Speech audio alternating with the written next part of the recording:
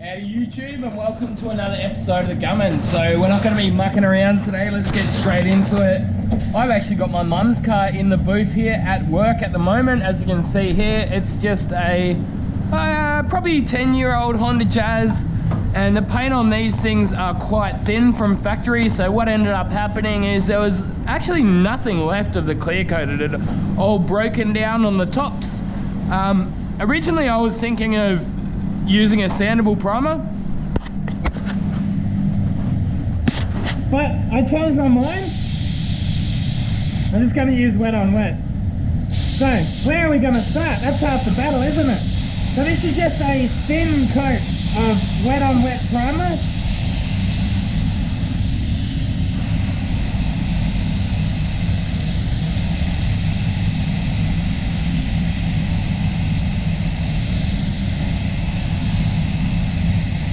I hope you can see properly.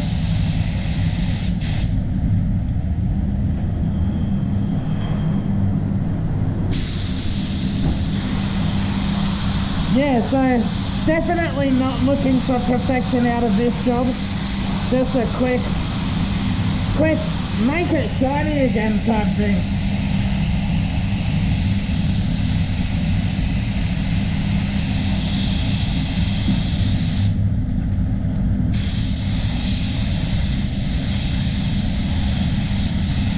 Oh, hold on. I'm going a bit too fast today. Let's get some plastic primer into that gun. Plastic adhesion promoter.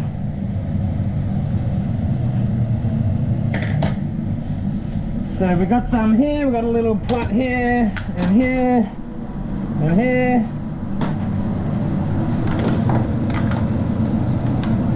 Some of these little parts on this car, I decided to just paint over them. It's just quicker and easier, and it's probably going to look better too. But yeah, some of these plastic parts.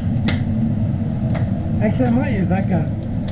Save it from getting cleaned an extra time, because that's the gun I'm going to use for base coat. So it's all solvent based, so you can just put the base coat straight in. I hope you guys can hear me properly. I feel like you would be able to. Pressure down, little bit of plastic there, plastic here.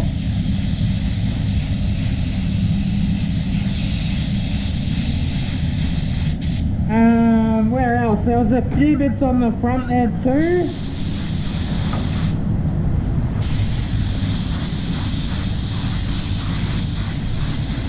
Yeah, I mean, it's pretty obvious that this is not my best work, but it doesn't have to be. It's just, like I say, just make it shiny again, basically.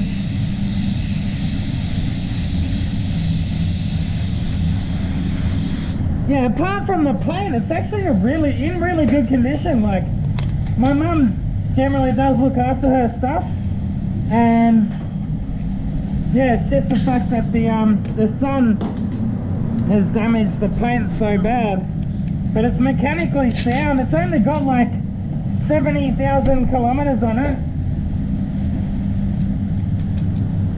For a 10-year-old car, that's pretty good. Anyway, that plastic primer, that dries basically in an instant. It's so thin that it just dries so fast.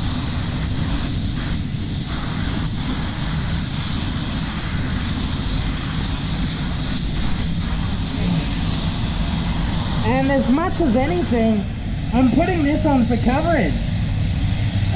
It's going to help seal it down, of course, but yeah, it's serving a couple of purposes, I guess. Coverage and a little bit of sealing. But yeah, like there's probably going to be a couple of little minor dents on it that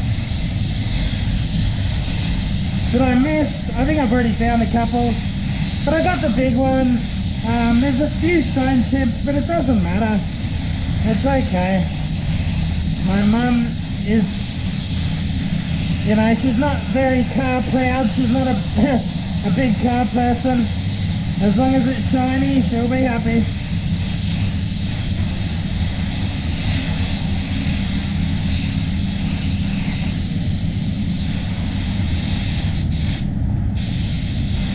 my boss was nice enough to let me use the booth, so thanks boss. I've got some liquid glass there, they're clear coat, so looking forward to using that. The sanding scratches in that bonnet are a bit scratchy, so I might revisit that if I've got enough primer in this gun. So I've got the spray booth at 20 degrees Celsius for the primer stage. I don't like the primer drying too fast as you're spraying, but once it's down I do like to crank the temperature up to 30. As I said, it's mainly that you don't want the primer to be drying as you're spraying. Once it's down, yeah, all good. You want it to dry fast. I also double the thinners in the primer, in the wet on wet primer. I just find it's better when it goes on thin. And if it's not 100% covered in the primer, it's okay. You can see there's some slight bits where it's still semi-transparent, that's okay. It's not a big deal. It's going to help it dry faster too. So I'll give that a quick blow down. Like I can see, there's a few stone chips, it doesn't matter, it really doesn't matter.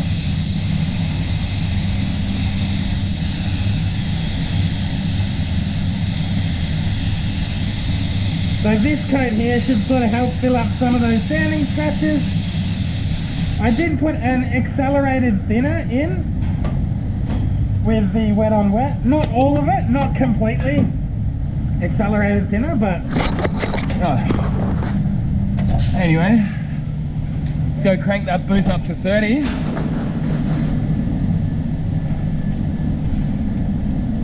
So that'll stay on 30 for the rest of the paint procedure. Yeah, then I'll give this a quick clean out first, then get that colour in the gun and we'll keep going. Yeah, like I've done a full day's work leading up to where we are at the moment. I did finish half an hour early, actually I clocked off. Sorry, it's a bit loud. Just a quick clean out, that's all you need. I think some people go over the top with the cleaning of their spray guns. That is absolutely all you need. And a good back pressure, that slams, well I call it a back pressure, you call it whatever you like. I just like to slam your finger over that and it pushes any paint in the chamber back up. I've had people tell me that you shouldn't, but well, you know, I'm a rebel without a cause, mate, what you gonna do? So this is the colour that I'm using. I've got Cromax, a bit slippery on the top there. Cromax Centauri 610, which is the budget binder, right? So yeah, it's the cheap, but like I said, it's a cheap job for my mum, it doesn't matter. 2.5 litres of that cost me, it's like 230 plus GST, so yeah, 250 bucks, like very cheap. I looked at getting PPG for it originally because that's what we're using at the moment, so I thought, yeah, I'll just see what they can do, like, you know, mates rates type thing. They wanted $450 just for, like, that's the entry level as solvent, you know, because I don't know, I just wanted to do this job in solvent. I didn't really want to use waterborne. I don't think it's the right thing for the job. And here's the clear coat, so quartz liquid glass. I went for the standard. I probably could have gone for the fast, to be honest, but too late now. Either way, yeah, in the gun, DV1 1.3, DV1 base coat that is.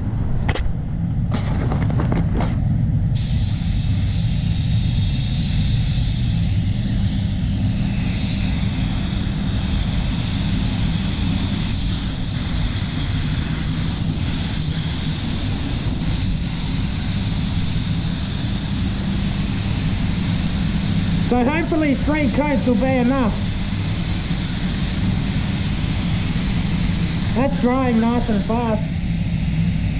Good old solvent base coat, man, gotta love it.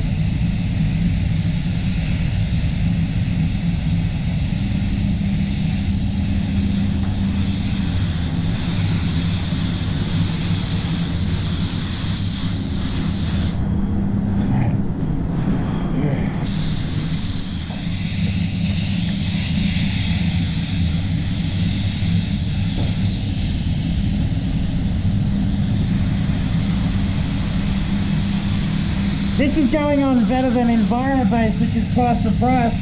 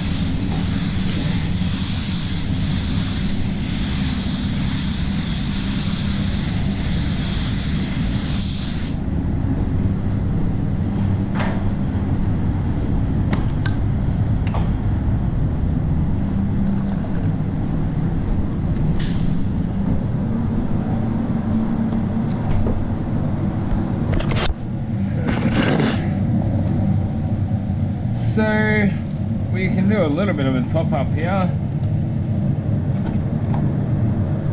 I do have a little bit more in that pot there,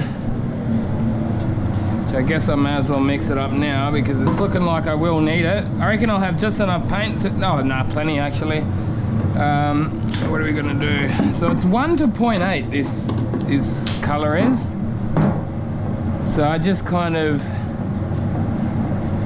eyed that up on the side of this mixing pot before. I went like 1.2 liters to,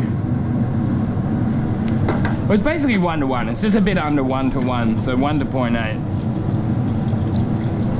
That'll do.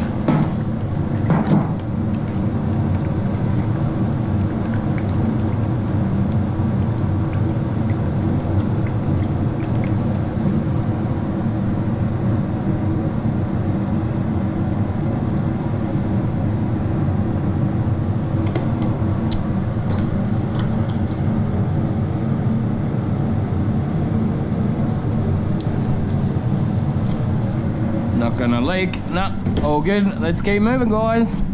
Yeah, that's drying so fast. That's wonderful. I'll get this done in no time. I'm gonna take that glove off quickly.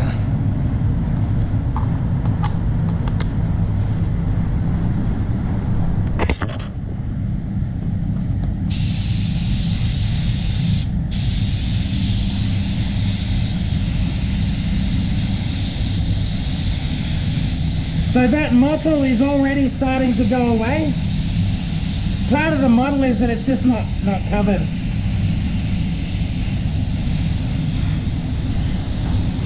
Hopefully you guys can see properly out there.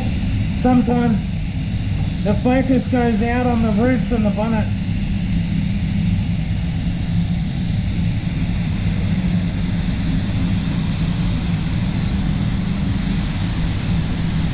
Damn man, this is going on so much better than EnviroBase, I'll tell you what.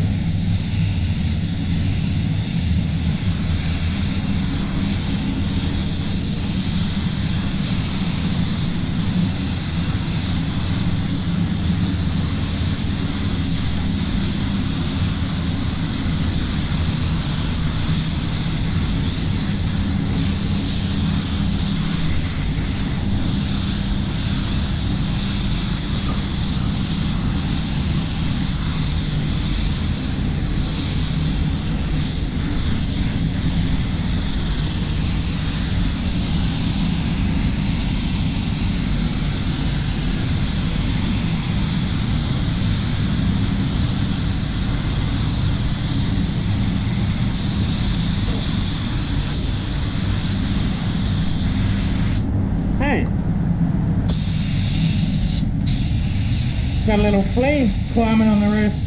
I don't know, I just had a crazy idea. I reckon 2 coats might even be enough. I don't know.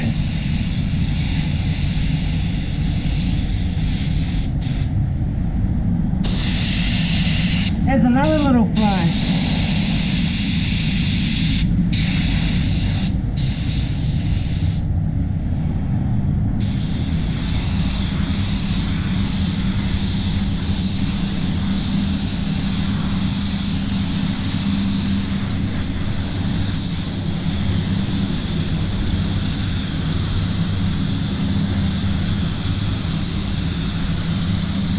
I think 2 coats is going to be enough. Oh well, I guess I may as well save my time and leave it at 2.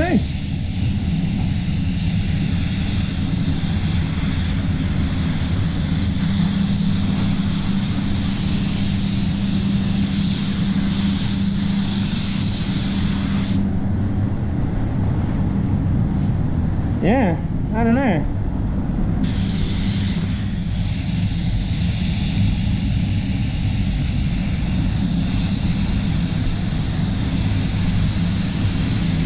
Change my mind. I make it up as I go half the time. That's the best way to be.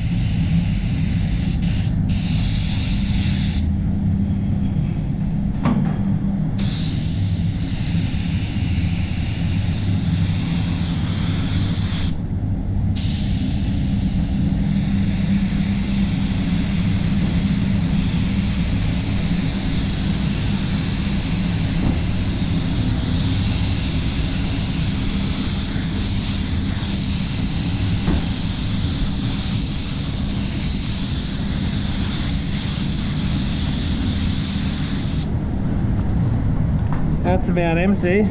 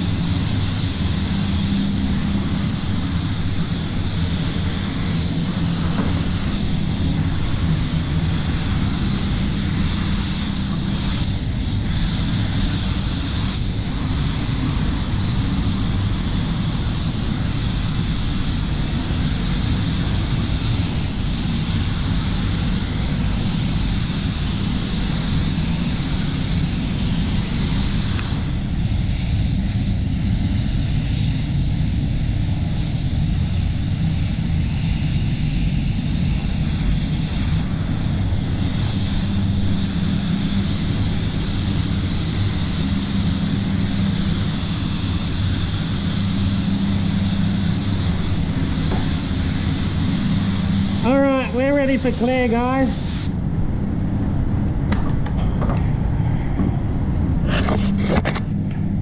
Basically, as soon as I mix that clear up, I'm gonna go smash it straight on. Now, I guess I'm gonna make that a video. Well, I'll probably do, yeah, a separate video for the clear coat, but I'll give you guys a quick look over the job.